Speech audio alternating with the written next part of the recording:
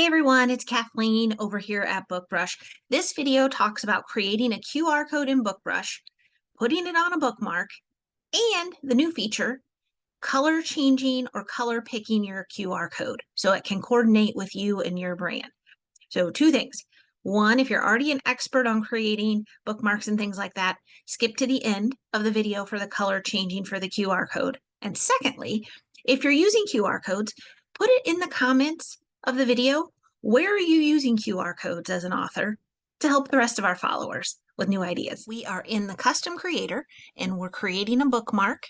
You can go into community templates under platform and check out all the templates.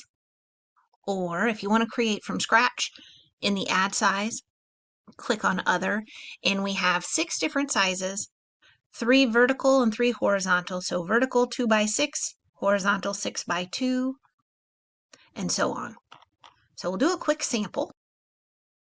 So I'll create a bookmark for you real quick. I'm going to add book templates, background, and then we'll do the QR code.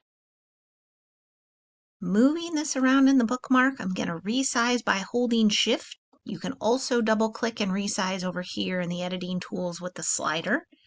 And I am going to add 4 books because I'm doing a whole series.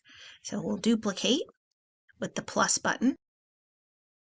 To make sure these are in line, you can click down here in the lower right corner on toggle grid lines. One click is grid line. The next click will be the centering tools. You can also change the color so that it's a little easier to see if that helps. I'm moving that and then placing each one lined up so I know they match. Next, I'm going to swap the book covers using the lightning bolt in the lower left corner.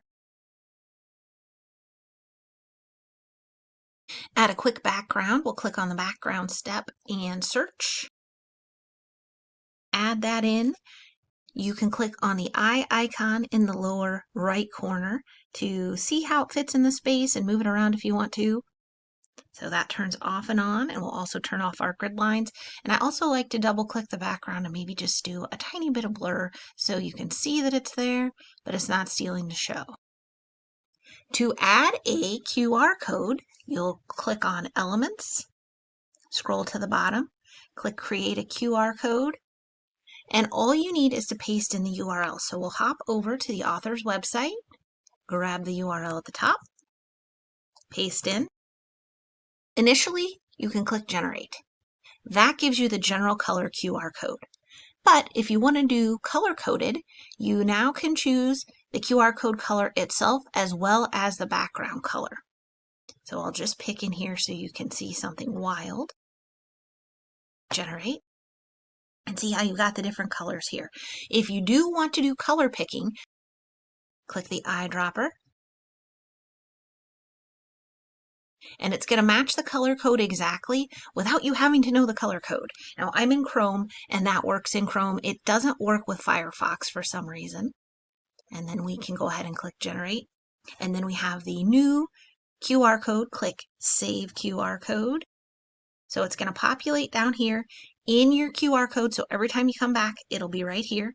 And then you can click and add it to your project. I'm resizing by dragging it by the corner. You can also double click and resize here with the slider if you want to. To complete my bookmark, I'm going to add a border and the author's website. So on background, you can click border here. It can be super fat or super thin. If you want an inside border, another fun tip, go to Elements and we'll choose a shape. We'll choose a rectangle. Prepare to be amazed. We're going to double click and then over here in the left, click toggle outline. So we have just that border look. So that's another quick way to add a border that's a little bit inside, and we'll do a quick text box, add a new text box, put in the author's website. My suggestion is to remove the extras, and we can resize that. And there's a quick bookmark with the QR code, which is really easy for readers to scan and gather more information about you. Plus, it's evergreen, so no matter if you've added additional books in the series, when they click this, they're going to your website, which you are updating, and it keeps everything up to date. You'll just download this as a PNG or a JPEG and send it to a printer.